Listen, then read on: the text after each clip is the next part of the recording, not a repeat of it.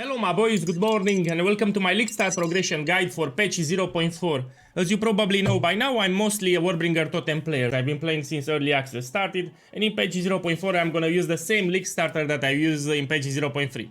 As a matter of fact, let's start somewhere. We go here on Discord. So you can see how it went in day 1 summary, day 2 summary, day 3 summary, so you can put some expectations for the gameplay. So each time I League Start, I put a day summary, how it went. Yeah? So here on day 1 I tweaked the build. I noticed that Shockwave Totems were heavily nerfed, and I went to that combo with Volcanic Fissure. We're gonna use it even now. Here on patch day 2, and on day 3 I jumped into the Grenade Ballista build. So this I did in patch 0.3, and we're gonna repeat the same thing. Now let's go at the top so we understand the progression. We have 3 transition phases pretty much. When we start with the Warrior, we're gonna use mostly Bomb Shatter and Mace Strike. Yeah, we will hit with the Mace because of the supports. We will generate Rage, we'll do a lot of damage. So pretty much for Act 1, you will buy a 2-handed weapon, you put Rage support and faster attacks. Will smash single target, you know, just normally attacking with the Mace. For pack clears, you use Bomb Shatter. We're gonna talk about in detail about this. And we're gonna stay with this setup until level 22. At level 22, we're gonna swap to the Volcanic Fissure plus Shockwave Totem combo. We're gonna talk about this in this video. And then at level 52, we're gonna transition to the actual build, which is with the Mortar Grenade. This will happen in the late Act 4. Good. Now before we jump into the details, let me give you some gameplay showcase so you know what to expect. So the gameplay goes like this. You summon the totems and everything dies. Or even better, let me do it now live for you. Here it's a character. Pretty much every half a second you drop totems. These are items from the campaign that I have here. Yeah, nothing fancy. Everything was done on stream. So I leveled the Warrior on stream from level 1 until end of the campaign. It's lazy as fuck. Okay, you drop totems. Let's find more monsters here. Yeah. And you stay on this one until you reach waste on 15 and then no problem. The same gameplay will be, which is very easy, especially if you're new to the game or casual. Also, the build is quite tanky. We will talk about the defenses too. That's the gameplay. Every half a second you drop a totem, like this. Very easy to play. Everyone can play this. Yeah, it's easy. Now let's talk about the defenses, why not? So in case you don't know this build, we also have this node that absorbs 20% of the damage that we receive, which is big. Each time we summon a totem, we also get some ancestral spirits. This provide powerful buffs, even for defenses. On top of that, you can put support gems on the ancestral spirits, for example, Culling Strike. So if you have a boss, it will call the enemy towards the end. You also have a shield that you can use at your own will. Also will generate passively some physical damage reduction, which is great. And the last labo will help you with damage. But yeah, we have good defenses because of the Warbringer. Plus, we are a warrior, so we start in this position. We have easy access to these notables that give us armor applies to elemental damage. We're gonna stock a lot of armor. Here we have, here at the bottom, also we have some modifiers like this. And here we're using even the iron reflexes that converts all that evasion that you might have on some of your armor pieces into armor, which is great. So everything that I explained here, you have it already in the build guide. Now for the second phase with Volcanic Fissure, you know, you put the fissures on the ground and you spam totems on top of the fissures. And the totems will activate the fissures, thus dealing damage. The more totems you have and the faster they attack, the more damage you do. Just remember to level up the gems as you progress. Yeah, so you put uncut skill gems and you keep leveling up Volcanic Fissure and the Shockwave Totem as you progress. It's also very easy and the build is tanky as fuck. In addition to that, we are using a shield too. This was adapted for casual players because I noticed they complain a lot of dying. With this setup, especially the one with Volcanic Fissure phase, it's tanky as fuck, so you will not die, you'll have a good time. Now my boys, let's talk about each phase here in detail. So here we have the written guide for the warrior leveling progression on League Start. So let's scroll down a little. Here you have the leveling passive tree, so you know the node allocation order. Basically, you'll make this big. You go here from the start and you have the allocation order progression of each node. Yeah, as you level up, you check with the guide and you allocate the nodes as I presented here for the progression. Yeah, pretty much. Here we're gonna stop here because we transition at 52 into the actual build. So here at level 52 we swap to Mortar Cannons. Yeah? And you will do the changes that you see here. Yeah. And here it's an important one when you transition to the Mortar Cannon. You need to drop this one. Some people don't understand. So this is for melee attack skill. So it's for Shockwave Totem will grant one additional totem, one maximum number of summon totems. So when you swap to Ballistas, you will drop this because you will not get one extra totem. Yeah, and you need to have this one instead. Artillery Strike will give you one extra totem. I mean, it's in the guide anyway. So let's jump down. Here are the gem setups for each act. Very easy to follow. I repeat, in Act 1 and start of Act 2, you're gonna use the following setup. For single target, mostly Mace Strike, and you want to generate rage. This will increase drastically the damage that you do, and you put rapid attacks. Also, you want to spam Shockwave Totems. These are not for damage dealer, this will just distract the monsters. So the monsters are less likely to attack you if you spawn a Shockwave Totem. And since a lot of Saki boys die in Act 1 a lot, this will help them greatly. At level 6, you're gonna use the Shockwave Totems because it will distract the monsters. I even wrote somewhere here. Once you reach Act 6, you will want to pick Shockwave Totem. The main purpose of this totem in these early acts is to attract and distract the monsters, not for damage. I mean, some people don't understand this. And Bone Shatter is for pack clear. By the way, you even have here what you need to do. I stress that you need to use in Act 1 a high two-handed weapon with high physical damage, and I told you about the importance of upgrading the weapon. So every 7-12 levels, especially for a warrior, you need to upgrade that mace. And you can do it that very cheaply from the trade website, market exchange, or you gamble from town vendors. So each town has a vendor that will gamble items for you. I mean, if you are not lucky to drop it, you just buy it. They are cheap as fuck on day 1. So on League Start, the items are cheap because everyone started fresh, so don't worry about that. And I told you step by step guide what to do. Once you enter the town, you will take Bone Shot, Master Pack Clears.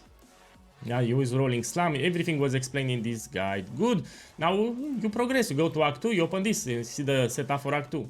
So the idea is at level 22, we will swap to the Volcanic Fissure, which feels much better than Act 1 with Bone Shatter, especially for casual. So here you have the progression from level 22. And the rotation is pretty straightforward. You start by dropping some Shockwave Totems, then you spawn Volcanic Fissure, and that's it. And if you have an Act boss or very hard unique, you will add Earthquake. Earthquake will give you Jagged Grounds, and as you know, Shockwave Totem has bonus damage on Jagged Ground. That's why we're gonna use it, but this you only worry about an Act boss. For example, the Act 2 boss can be a pain for a lot of people. You want to supplement it with some Earthquakes, yeah? Make sure to also upgrade your weapon.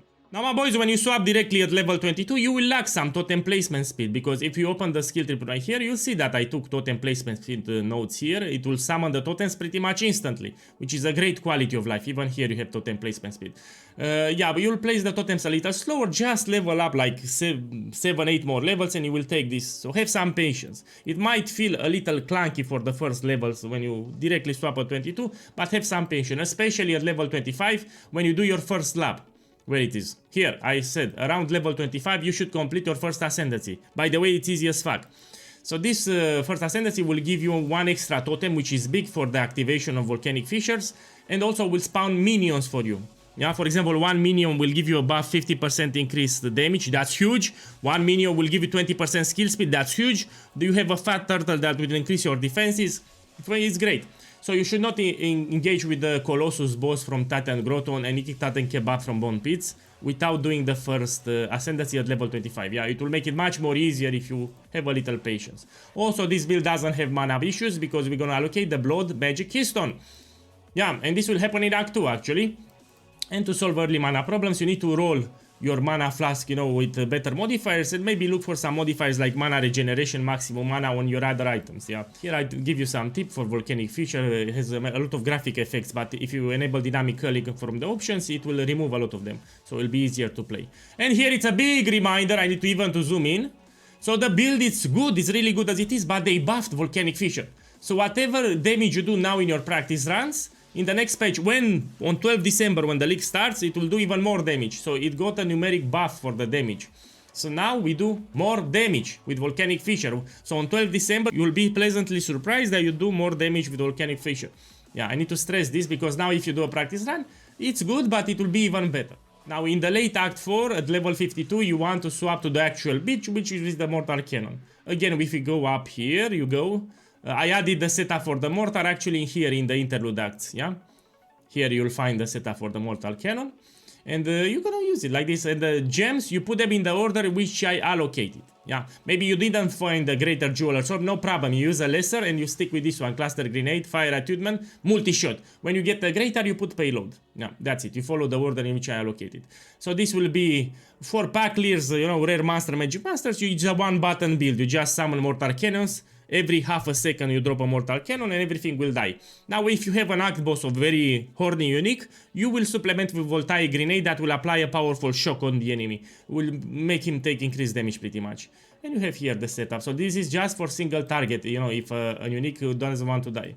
Here are the Ancestral Spirits, we're gonna use some basic support, Sculling Strike, very useful for bosses, and Blind, why not, we're gonna take it. Here, Time of Need, we're gonna use Vitality to help us even more with life regeneration, and Compressed Duration, so it activates more often.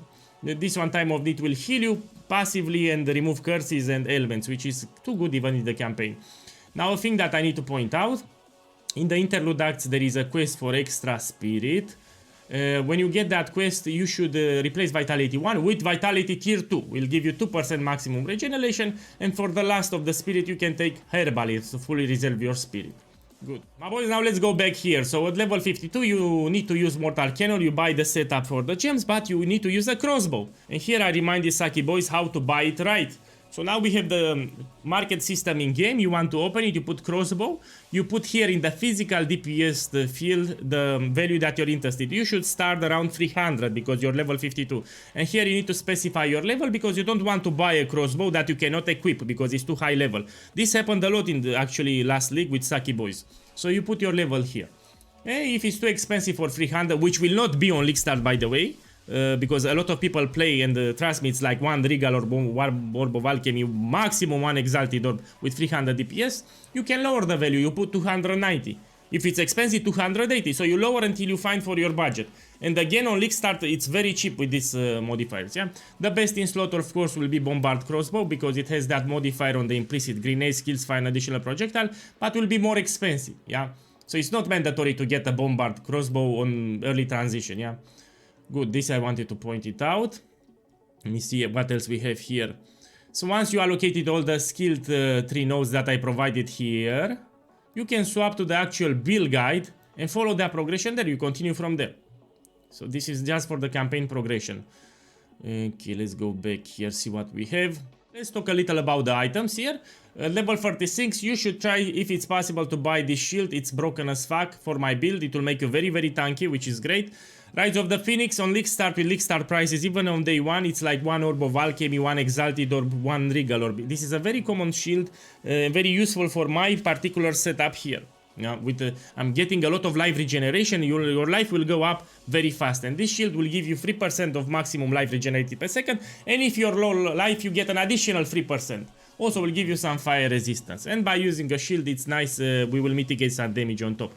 Yeah, Idol of Uldum, again, these are not mandatory uniques, very important, but I need to specify them. If you can get your hand on this, will be great, it will give you 1 extra totem, some maximum life and dexterity, but again, it's not needed. This will be more expensive on the first week, but this is dirt cheap. You should take at least the Raise of the Phoenix. Here we have Flask and Charms, nothing special. Here are some charm suggestions. For the campaign buffs, I told you for those side quests what to pick for this build. So value of the Titans, the Venom Draft, or the Tattoos, you should always pick the Elemental Resistances. This is because on the passive skill tree you have already a lot of attributes, yeah? So you want to get elemental resistances because this is harder and you cannot change them later. Yeah, so the tattoos, you pick elemental resistances. And for the pillars, you know, you have a quest in the Interlude Acts, you pick whatever you feel that you need because you can change them actually. You can change them, they are not fixed. And that's it. So yeah, this is the campaign level in progression, and here you have the actual build. You click on this button and this is the actual build. I'll still need to tweak it a little because they did some changes to the skill tree and to the constricting command helmet. Okay, let's go. So this is the normal version, nothing changed pretty much, you follow the same setup. This will be for the first weeks, you'll play the normal version, of course. You need to progress the campaign, you need to level up, normal version. But for the max version mid-league here, there will be some changes because first of all, the helmet constricted command suffered some changes because the surround mechanic was tweaked. I think I wrote here, disclaimer, the max version will be further tweaked to best accommodate the changes from patch 0.4 during the first days of the league launch. So yeah, on first week I will already tweak the max version. For example, we will no longer use constricted command as the surround mechanic has been nerfed and has become inconsistent. I talked about this, I made 2 days ago a video on my channel here. I talked about the change that happened here in the patch notes. Good. A new skill tree progression will be provided for maxes. Until then, please stick to the normal version. Yeah, so you have here the normal version, you stick to this one, no problem. And by dropping the constricting command helmet, we have also these nodes that we take a head synergy with the helmet. Now, no problem. So we know that Druid received in this area a lot of extra nodes. Probably for the next version, I will spec into the Druid area and take more nodes with utility for my build. Anyway, with my progression here, I was taking these nodes at the top. So it will be good. It will be good. And my boys, enough talking, here are the last reminders. On Twitch I'm doing multiple league start progression practice runs for warrior. So I'm leveling a warrior from level 1, finish the campaign, then level a new warrior from level 1, finish the campaign, etc. So I'm doing these practice runs to get better for myself and also to show others how to properly use this guide and progress through the acts. I mean, if you're new to the build, you never played this setup, no problem, you can watch the VODs even. So even though I'm not online, you can check my VODs from my channel and see how it went. Yeah.